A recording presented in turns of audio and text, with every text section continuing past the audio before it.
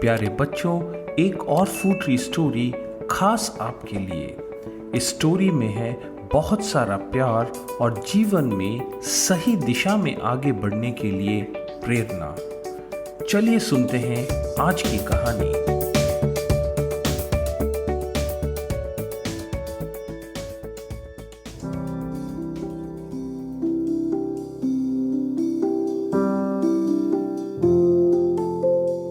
आज हम सुनेंगे नीले सियार की कहानी। एक बार की बात है, जंगल में बहुत तेज हवा चल रही थी। तेज हवा से बचने के लिए एक सियार पेड़ के नीचे खड़ा था और तभी उस पर पेड़ की एक भारी शाखा आकर गिर गई। सियार के सिर में गहरी चोट लगी और वो डर कर अपनी मांद की ओर भाग गया। उस चोट का असर कई दिनों तक रहा और सियार शिकार पर नहीं जा सका। खाना न मिलने के कारण सियार दिन प्रतिदिन कमजोर होता जा रहा था। एक दिन उसे बहुत तेज भूख लगी और उसे अचानक एक हिरन दिखाई दिया।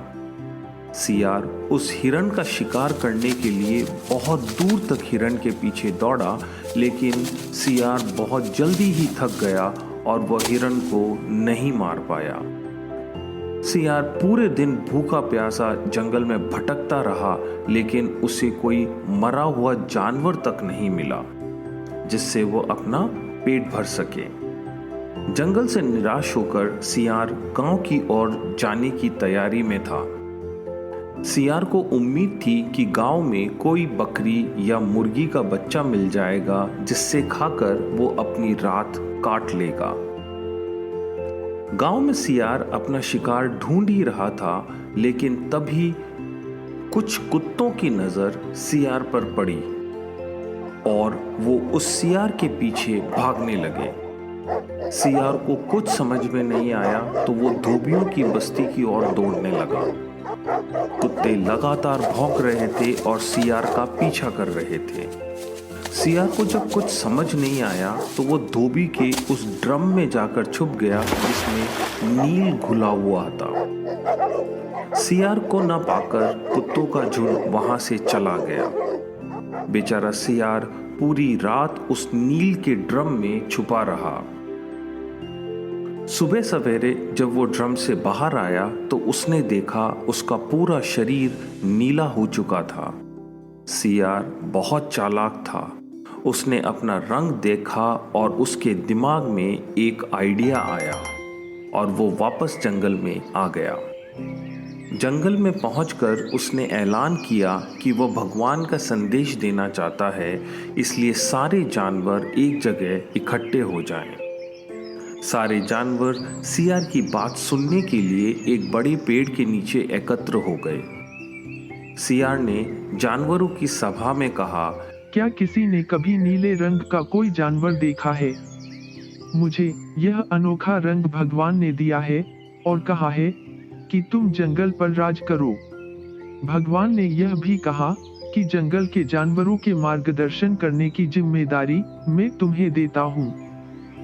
सभी जानवर सियार की बात मान गए। सब एक स्वर में बोले, कहिए महाराज, क्या आदेश है?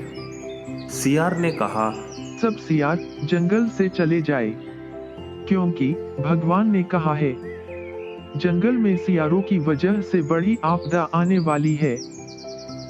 नीले सियार की बात को भगवान का आदेश मानकर सारे जानवर जंगल के सियारों को जंगल से बाहर खदेड़ आए। ऐसा नीला सियार ने इसलिए किया क्योंकि अगर सियार जंगल में रहते तो उसकी पोल खुल सकती थी। अब नीला सियार जंगल का राजा बन चुका था। मोर उसे पंख झेलते और बंदर उसके पैर दबाते। सियार का मन किसी जानवर को खाने का करता तो वो उसकी बलि मांग लेता। अब सियार कहीं नहीं जाता, हमेशा अपनी शाही मान में बैठकर सारे जानवरों से अपनी सेवा करवाता। एक दिन चांदनी रात में सियार को प्यास लगी।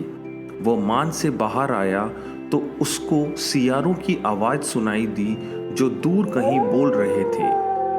रात को सियार हू हू की आवाज करते हैं क्योंकि यह उनकी आदत होती है। नीला सियार भी अपने आप को रोक न सका। उसने भी जोर जोर से बोलना शुरू कर दिया।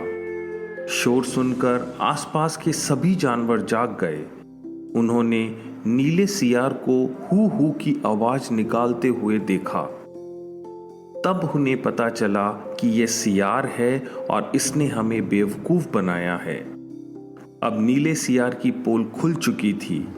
यह पता चलते ही सारे जानवर उस पर टूट पड़े और उसे मार डाला। बच्चों, इस कहानी से हमें क्या सीख मिलती है?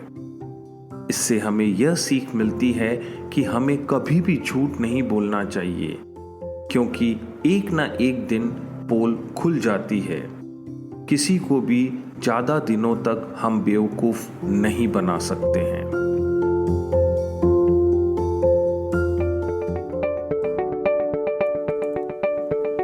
प्यारे बच्चों, अगर आपको ये कहानी अच्छी लगी है तो अपने दोस्तों को फूड स्टोरीज के बारे में ज़रूर बताएं। और हाँ, अगर आपको कोई स्टोरी यहाँ सुननी है तो आप मुझे वॉइस फीडबैक भी दे सकते हैं और मैं उस स्टोरी को इस चैनल पर ज़रूर सुनाऊंगा।